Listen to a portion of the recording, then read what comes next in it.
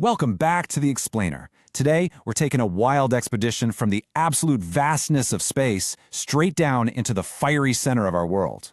We wake up, walk on solid ground, breathe the air, and honestly, we rarely stop to think about just how incredibly complex the planet beneath our feet truly is. Of all the trillions of planets out there, this is the only one we know of that harbors life. So we're going to break down some of the most mind-bending facts about our home. Let's get right into it.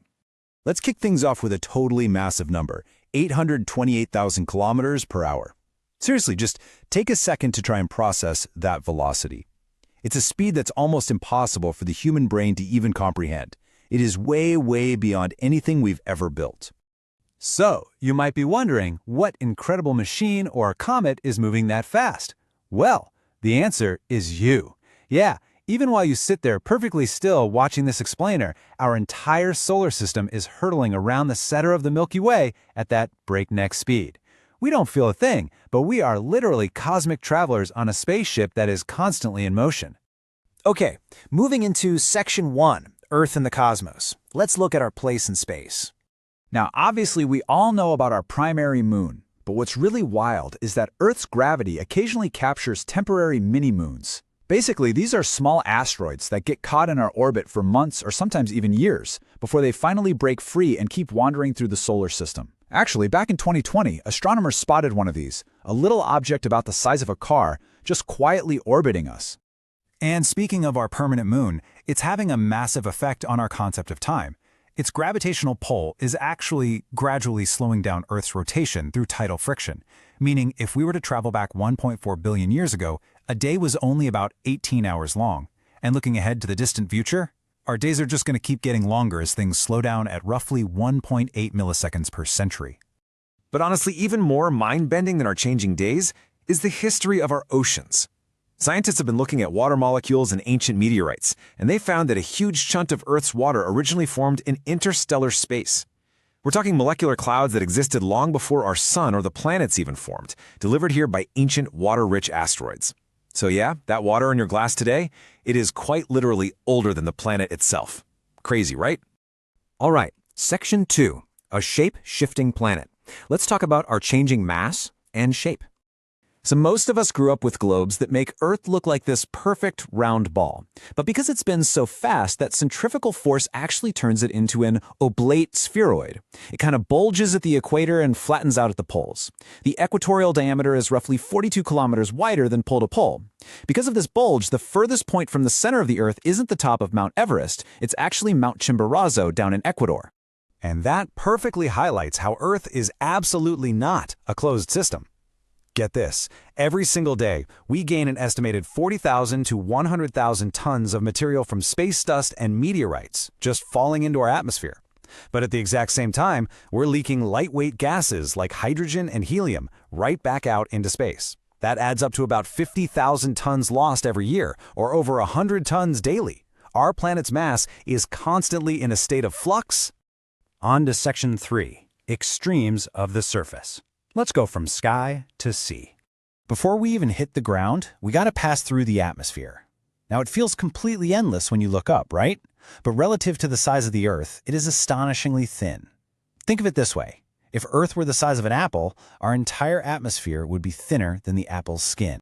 And this ultra-thin, super fragile skin is divided into 5 distinct layers.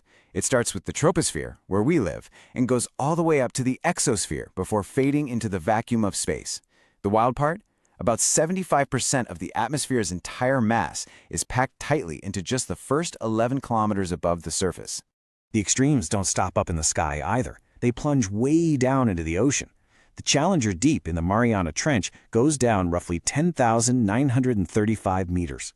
To put that completely out-of-this-world depth into perspective, if you drop Mount Everest straight into it, the very top of the mountain would still be submerged by over 2,000 meters of water. No way, right? Back up on dry land, the surface is cracked and fractured by grinding tectonic plates. That friction creates the infamous Ring of Fire, which is a massive 40,000-kilometer horseshoe-shaped zone around the Pacific. This single geological feature is responsible for about 75% of the world's volcanoes and a staggering 90% of all our planet's earthquakes. It is a highly dangerous but completely fascinating engine driving our planet's geography. Moving to Section 4, The hidden biosphere.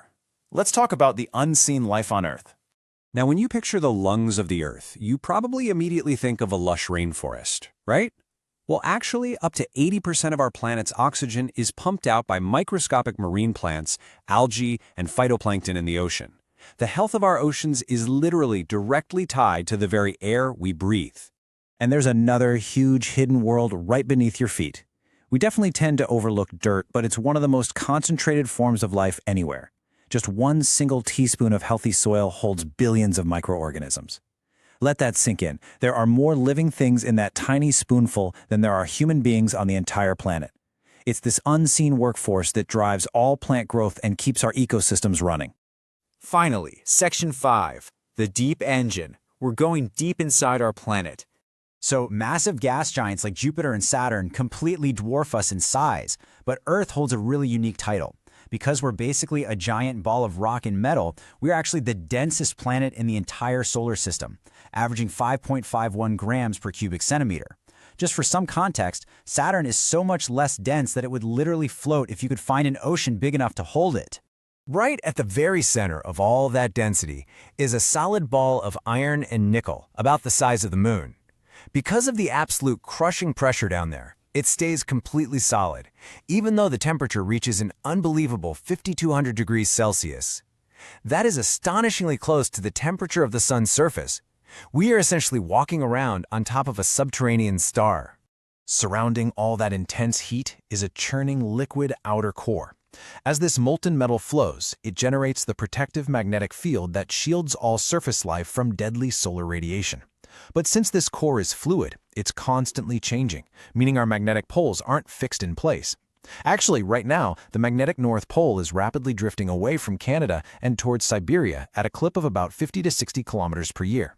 When you step back and look at the whole shebang from the speeding cosmos to that super thin apple skin atmosphere all the way down to the fiery depths, you really see how unique this entire system is. The source material hits the nail on the head with this quote, calling Earth a blue marble suspended in the vastness of space, spinning through the cosmos at speeds almost impossible to comprehend. It just really puts into perspective how remarkable and how incredibly fragile our home is. As we keep uncovering the mysteries of our deep oceans, our shifting poles, and that ancient water, I want to leave you with one final thought. The more we learn, the more we realize just how uniquely suited Earth is for us. So, what will we do to protect the delicate, interconnected systems that keep this fragile blue marble alive? Thanks for joining me on this explainer today. Keep learning and keep looking at the world with wonder.